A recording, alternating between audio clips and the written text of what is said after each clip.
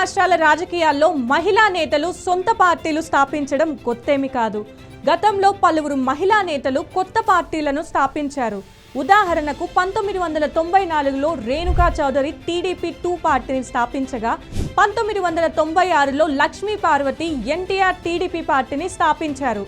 అలాగే 2005లో నటి రాజకీయ నాయకురాలు విజయశాంతి తల్లి తెలంగాణ పార్టీని, 2018లో కొత్తపల్లి గీత జనజాగృతి పార్టీని, 2021లో వైఎస్ షర్మిల వైఎస్ఆర్ తెలంగాణ పార్టీని స్థాపించారు. కానీ టీడీపీ 2 ఎన్టీఆర్ టీడీపీ తర్వాతి కాలంలో రద్దు కాగా మిగతా పార్టీలు ఇతర పార్టీల్లో విలీనమయ్యాయి. నిజానికి తెలుగు రాష్ట్రాల్లో కొత్తగా స్థాపించిన పార్టీల భవిష్యత్తు అంతగా ఆశాజనకంగా లేదు. పెట్టిన కాలానికే పార్టీ ఏదో ఒక పార్టీలో విలీనం అవుతున్నాయి. కవిత కొత్త పార్టీ పెడితే దాని భవిష్యత్తు ఎలా ఉంటుందనేది ఇప్పుడు రాజకీయ వర్గాల్లో చర్చనీయాంశంగా మారింది.